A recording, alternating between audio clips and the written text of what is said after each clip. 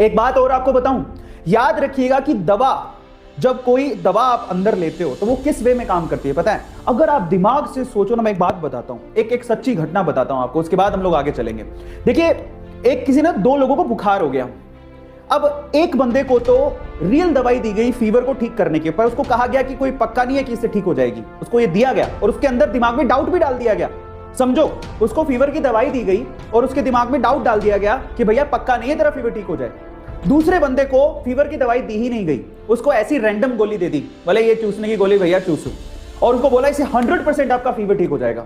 आप बिलीव करेंगे कि 5 दिन बाद जिसको रैंडम दवाई दी गई थी उसका फीवर ठीक हो गया, लेकिन जिसको रियल दवाई दी गई थी उसका फीवर ठीक ही नहीं हुआ। इसका मतलब कोई भी वैक्सीन या दवाई के साथ एक चीज और जुड़ी हुई है, वो है आपका पॉजिटिव थॉट प्रोसेस। अगर आप यकीन करोगे कि ये मुझे पूरी तरह से ठीक कर देगी तो वो पक्का काम करेगी।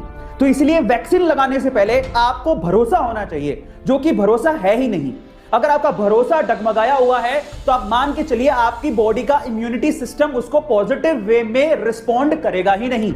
इस चीज को हमें समझने की जरूरत है। इसीलिए जब भी मैं वैक्सीन लगवाने जाऊं, मैंने विश्वास कर लिया, मेरा नंबर आ गया है, मैं वैक्सीन लगवाने जा रहा हूं। जब भी मैं वैक्सीन लगवाने जाऊं, मैं एक पॉजिटिव थॉट प्रोसेस के साथ जाऊं, क्योंकि अब मैं वैक्सीन लगवाने जा रहा हूं, मुझे कुछ नहीं होगा, कोरोना मेरा कुछ नहीं बिगाड़ पाएगा। क्योंकि ये पॉजिटिविटी, आप माने नहीं माने, आपके सराउंडिंग एनर्जी होती है, ऑरा होता है, साइंस भी इस पे बिलीव करता है। और अगर आप पॉजिटिव थॉट प्रोसेस के साथ वैक्सीन लगवाने जाएंगे तो आपको कुछ भी नहीं होगा, आप कोरोना से बच भी जाएंगे।